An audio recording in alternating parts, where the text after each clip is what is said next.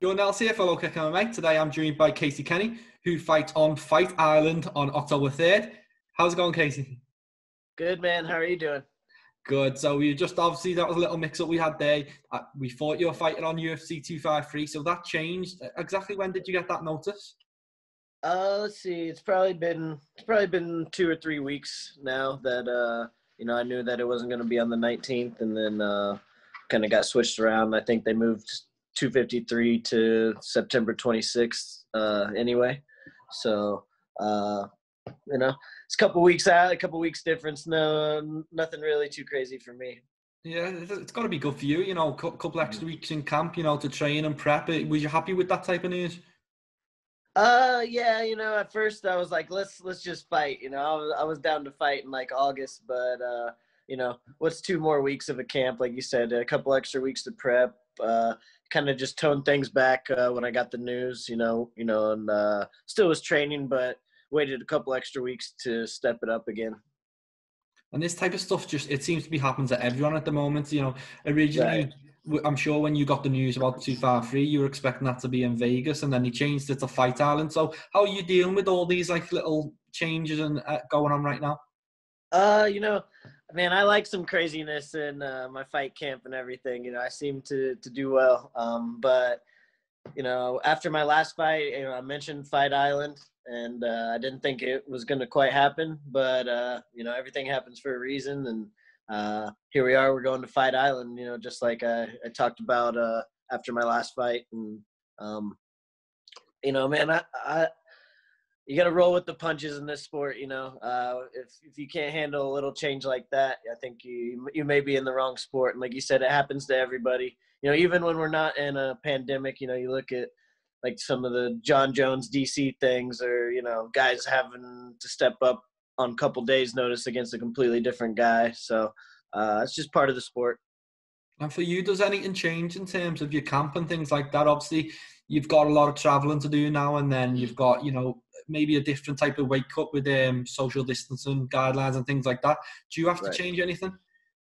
Not really, I just did even in Vegas, we have our quarantine stuff, our social distancing stuff. Now it's just probably like a 15-hour flight. That's probably going to be the only difference. And we'll be in a little bit different bubble. But I feel like fight week's a big quarantine normally anyways. We hang out at the hotel. We do a couple little things here and there.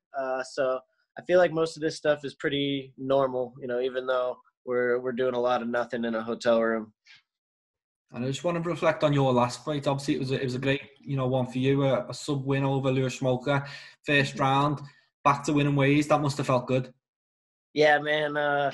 Especially coming off a loss, what a better way to bounce back, get a first round finish. And Smoker's tough, man. He's had a lot of fights in the UFC, and only a couple people have been able to put him away. So I was really happy with that, and I feel like everything came together. I was out there having fun, and I just let loose, and everything showed for itself. And before that, it was your first UFC loss, and that snapped a 6-fight winning streak. So, going into that fight, how are you feeling? Is there any extra pressure, or is it just about just getting back with the win no matter what? Yeah, getting back with the win. I'd like to go out there and pick up another finish. I felt like I found my stride against Smoker. And, I put somebody else away. Before my loss, I was ranked in the top 15. So, I put 2 guys away that are tough. I feel like I'm climbing my way back up to, a title shot, which is the ultimate goal. And in terms of, that fight and how that went, when you lose a fight for someone like you who's on such a nice streak, how does that sit with you? Like, is it something that you're festive with, or is it quite easy to bounce back from? For me, it was what I considered my first loss in mixed martial arts. The one other loss I had was the decision was kind of iffy, but it was the first time I lost in mixed martial arts. But I've been competing for a long time. It's not the first time I've had to deal with a loss. Go lick my wounds, come back and perform better. And every time I've lost in any other sport, I've always done the same exact thing, come right back, put on a performance and erase that last loss. And especially in fighting, you're only as good as your last fight pretty much. And, you know, instead of a loss, now I have, a first round finish as my last fight. So that was a big goal for me to kind of erase that loss in a dominant way. And, I did just that. And now on to the next one. You're trying to make it 2 in a row now. So it's Heili Alateng, 2-0 in the Yes. UFC. What do you know about him? What are you expecting? I was checking him out. He's got a good wrestling background.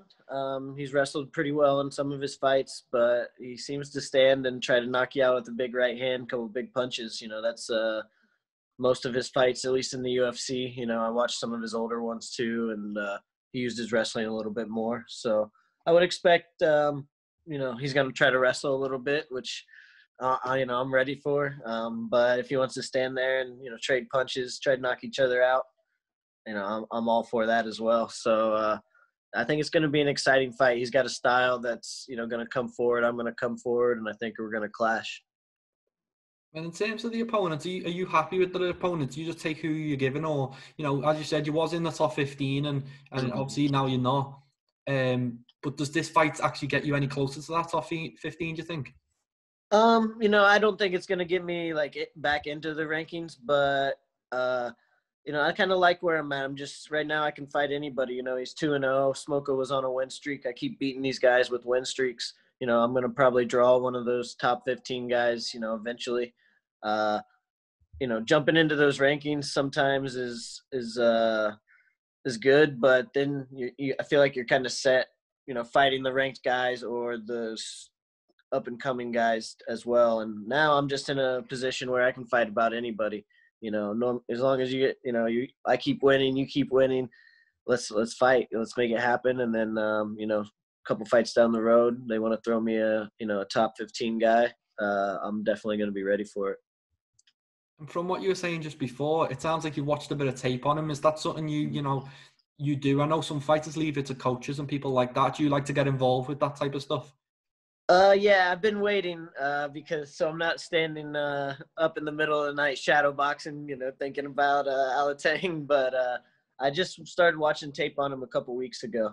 My coaches, they watched him probably, I think, before I took the fight, or they've been watching tape on him and kind of catered training a little bit. But I don't switch my training too much. Obviously we got to train specifically for a certain guy a little bit, but most of it's what about I'm gonna do, or about what I'm gonna do, right? Training's the same, techniques are the same, and then we'll tweak it a little bit for a specific opponent. But I think it was last week I sat down with my coach and watched the fight and we talked about it, but kind of like to wait till I'm 3 or 4 weeks out to really start watching tape on him. And since you've been watching tape, what are you seeing in terms of his strengths and his weaknesses, and what's your possible route to victory in the fight? Yeah, he seems to fight very similar in most of his fights. His style hasn't really changed too much. So pick up on a couple little things and, try to capitalize on it. But overall, I just think, I got too many weapons for him. I'm too well-rounded. He can strike and he can grapple, but I feel like his striking and his grappling is limited. And, I can strike, I can grapple, but mine branches out really far. And on the night, obviously, you said before that you were happy to get that finish last time. Is that something you look to pick up again? Do you think you might be able to, finish this opponent?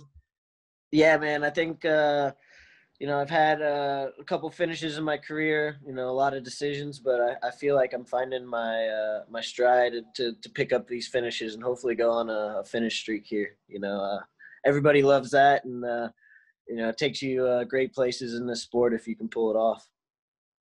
And after this fight, all being well on October 3rd, what's next for you? Obviously, it's the bantamweight division stacked right now, even outside of the top 15. There's lots of really talented fighters. So is it just about moving towards them rankings as quickly as possible?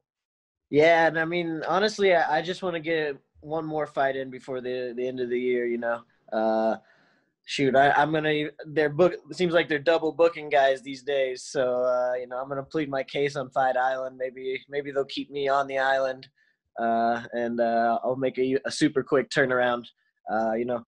I've been screaming that pretty much all my fights to get a super quick turnaround. And, I've had a little break in between most of them, which, it's all good. I'm grateful for fighting. But if they could give me a, 10-day, 1 month, 2 month turnaround, I definitely want to take that. It doesn't matter who it is. Yeah, it's definitely time. People seem to be fighting, every other week, or some people do anyway at the moment. So I'm sure you might be able to get that. And that's everything from me today, unless you've got anything to add. What was that? That's everything from me, unless you've got anything to add. No, man. I appreciate your time. It was great, and I'm looking forward to October 3rd. The whole Fight Island experience is one for the history books, and I'm looking forward to it all. Great. Well, can't wait to watch. Good luck with camp and the fight. Can't wait.